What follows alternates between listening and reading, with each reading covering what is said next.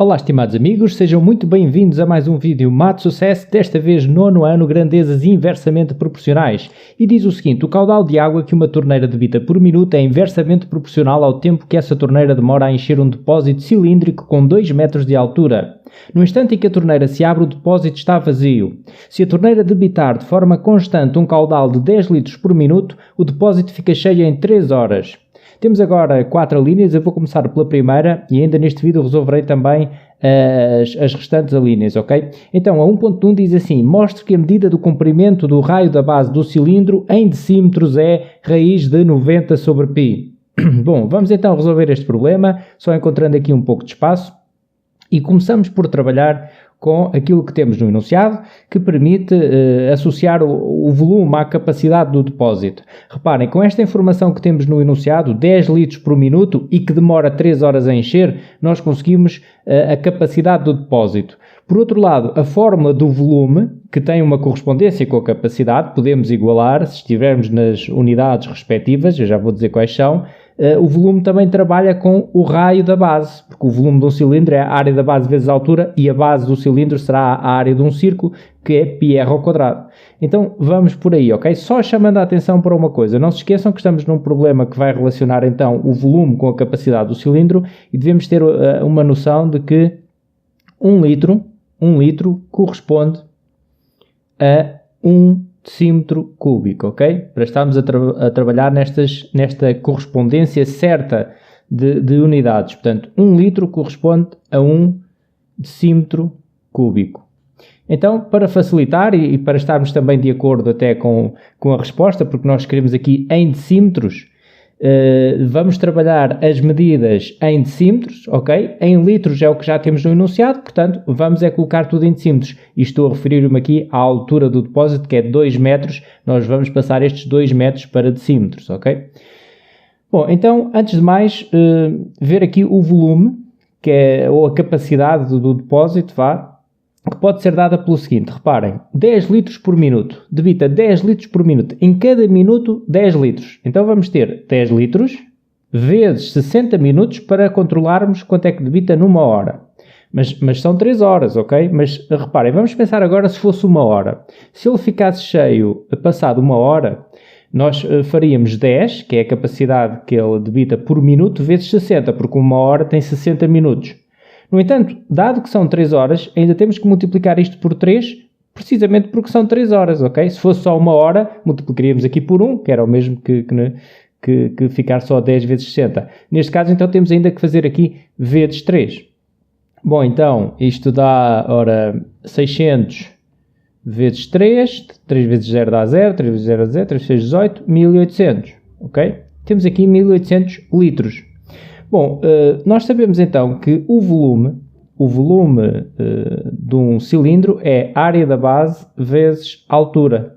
E a área da base é πr ao quadrado vezes a altura, que é 2. Mas lá está, 2 metros.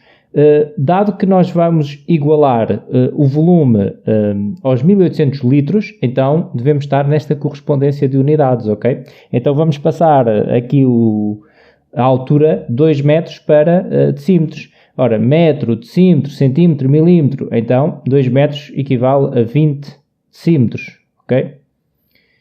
Bom, então aqui vou colocar 20, que é a nossa altura, mas em decímetros e não em metros. Bom, agora o que é que podemos igualar? Este 1800 a este πr ao quadrado vezes 20, e daqui irá sair então o raio, que é aquilo que estamos a tentar mostrar, que será igual a raiz de 90 sobre π. Então temos o seguinte: de 1 e 2, vou chamar aqui 1, vou chamar aqui 2, temos o seguinte, portanto, πr ao quadrado vezes 20 é igual a 1800. Agora, isto é equivalente, portanto, reparem, vamos isolar a incógnita, que é o R, neste caso vou ainda ficar aqui com R ao quadrado, igual a 1800 a dividir por 20π. Reparem que este 20π passa para a operação inversa para o segundo membro. E agora temos aqui o seguinte, r ao quadrado é igual, vamos simplificar aqui, dividir por 10 no numerador e denominador, e ficamos com 180 sobre 2π. Podemos ainda dividir por 2 no numerador e denominador, e ficamos com 90 sobre π. E agora aplicamos a raiz. Sabemos aqui que r é maior do que 0, ok? Se r é positivo, portanto eu posso já dizer que isto é igual a raiz quadrada de 90 sobre π. Bom, e fica assim feita esta demonstração, ok? Realmente o raio, a medida do comprimento do raio é então dada por raiz de 90 sobre π. Vamos então passar a 1.2, dado que esta ficou concluída. E diz assim a 1.2, se o caudal da torneira aumentar para o dobro, quanto tempo é necessário para encher o depósito? Reparem que estamos então aqui a falar de grandezas inversamente proporcionais. Então, quando duas grandezas são inversamente proporcionais, se multiplicarmos uma delas por 2, a outra fica multiplicada por 1 sobre 2. Se multiplicarmos uma delas por 3, a outra fica multiplicada por 1 sobre 3.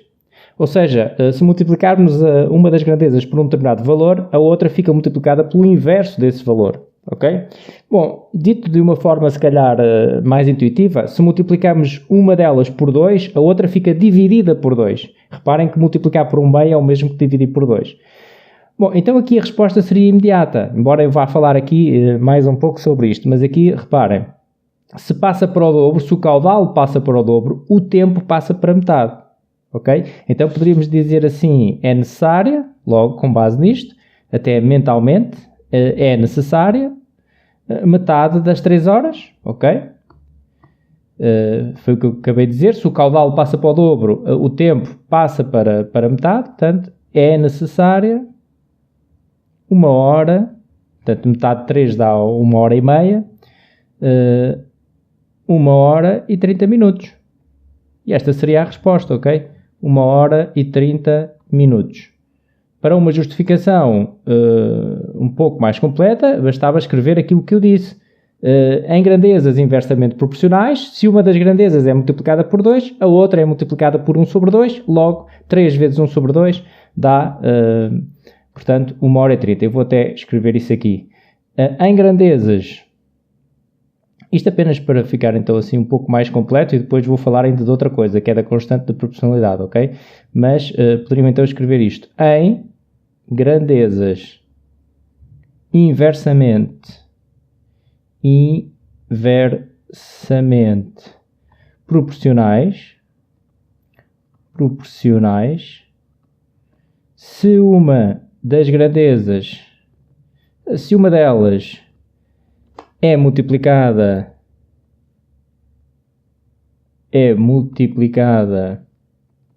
por 2, a outra fica multiplicada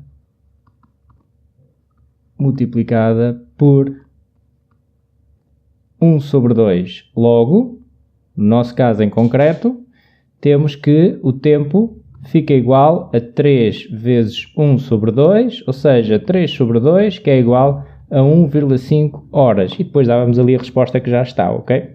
Bom, então eu ia falar agora aqui da constante de proporcionalidade. Poderão até resolver este tipo de exercício, vou fazer isso nas próximas alíneas porque torna-se mais prático. Podemos determinar uma das grandezas com base no valor da outra, se tivermos noção da constante de proporcionalidade inversa. E aqui o que é constante em grandezas inversamente proporcionais, o produto dos valores correspondentes de uma e de outra é sempre constante, é a tal constante de proporcionalidade inversa. Neste caso, a constante de proporcionalidade inversa,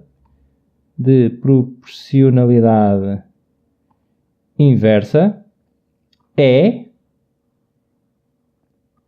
portanto, 10 vezes 3, portanto, nós temos aqui dois valores correspondentes, não é? 10 litros por minuto corresponde a 3 horas, que demora a encher, portanto, 10 vezes 3, que é igual a 30. Este 30 é constante. para quaisquer dois valores que multipliquemos, correspondentes das grandezas inversamente proporcionais, o produto delas dá sempre 30. Ok? Então, aqui poderíamos fazer isso. Reparem, se o 10 passou para o dobro, não é? Então, reparem, se 10... não, peço desculpa. Se 10 passou para o dobro, fica 20, não é? Então, nós sabemos que 20 vezes o tempo que estamos à procura será igual a 30. E daqui poderíamos tirar o tal tempo. Tempo igual a 30 a dividir por 20.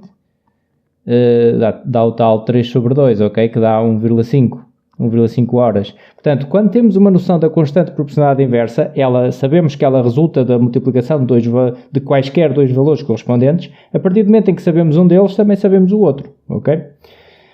Bom, então fica respondida assim a 1.2. Vamos agora a 1.3. Qual deve ser o caudal da torneira para que o depósito fique cheio em 45 minutos? Bom, lá está. Podemos utilizar então aqui a constante de proporcionalidade. Reparem que nós sabemos que o caudal vezes o tempo é sempre igual a 30. Até vou colocar aqui, isto já foi dito na linha anterior. Portanto, é igual a 30. Portanto, a multiplicação do caudal pelo tempo. Neste caso temos o tempo. Só devemos ter o cuidado de escrever aqui o tempo em horas, que é a relação que nós temos, 10 litros por minuto, o depósito fica cheio em 3 horas, portanto vamos aqui fazer a mesma relação, litros por minuto com horas, ok? Então 45 minutos dá, até se imaginarem um relógio de ponteiros, nós temos 45 minutos, são 3 quartos de hora, mas podem fazer aqui portanto, a regra 3 simples, podem dizer 1 hora tem 60 minutos, 45 minutos corresponde a x horas e iria dar 3 sobre 4 de horas, ok? Aqui vou colocar uma variável, então, que é o caudal, e então vamos aqui fazer a multiplicação.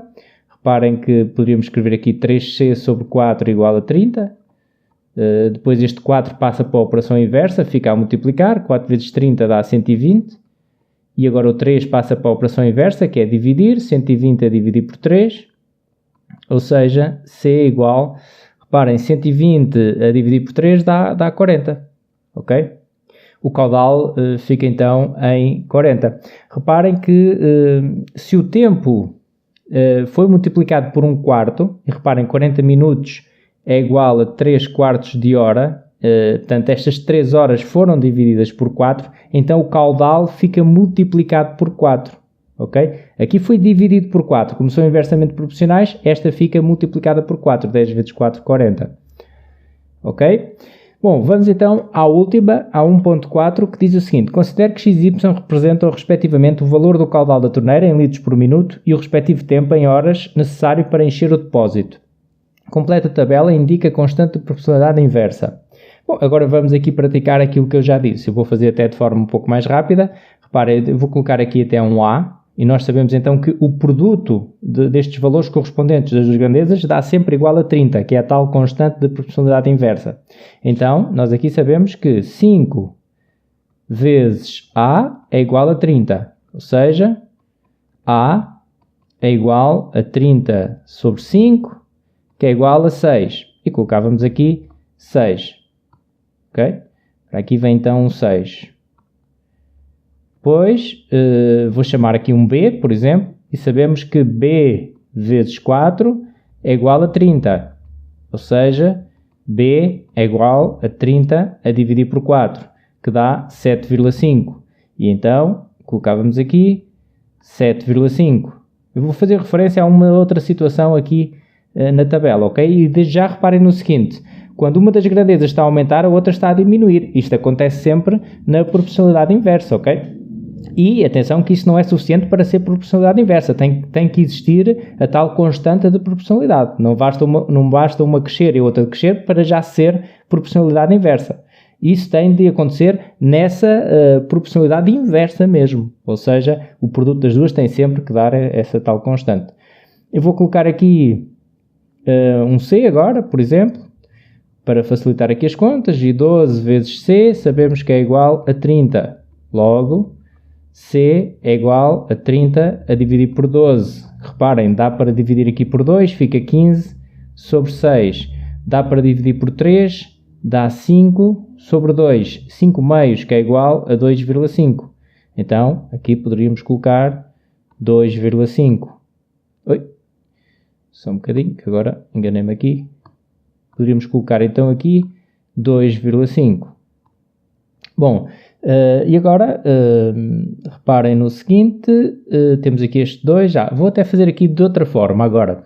Poderia adotar sempre agora a mesma estratégia, seria fácil, como já perceberam, mas vou aproveitar para ver o seguinte. Reparem que nesta tabela, nós temos aqui agora este 2, e estamos a ver que deste 4 para este 2, o que é que aconteceu? Foi multiplicado por 1 meio, ou seja, dividido por 2, não é? Fizemos vezes 1 meio. Ao fazer vezes 1 meio, 4 vezes 1 meio dá 2. Então, daqui para aqui será multiplicado por 2. Ou seja, aqui poderia colocar logo 15. Porque se daqui para aqui passou para metade, o valor correspondente desta vai passar para o dobro. Ok? E poderemos basicamente ver isso assim. Isto é que é o significado mesmo de proporcionalidade inversa. Ok? Então ali coloco já 15 e daqui para aqui poderemos até tirar uma relação idêntica, podemos, reparem, do 5 para o 20 o que é que aconteceu? Para passar aqui esta grandeza de 5 para 20 multipliquei por 4, 5 vezes 4, 20, não é? Então este 6 tem de ficar multiplicado por 1/4, ou seja, dividido por 4. 6 a dividir por 4 dá 3 meios, ou seja, 1,5. 1,5. Bom, e fica assim preenchida a tabela, só respondendo qual é a constante de proporcionalidade, podemos dizer a constante de proporcionalidade inversa é, e poderíamos recorrer ali aos valores do enunciado, portanto 10 vezes 3 igual a 30. Esta é a constante de proporcionalidade que foi utilizada para aqui, até poderíamos ter escrito logo isto no início, mas eu também já tinha escrito isso nas linhas anteriores. Bom, fica assim resolvido o exercício, muito obrigado por assistir, um grande abraço e até um próximo vídeo.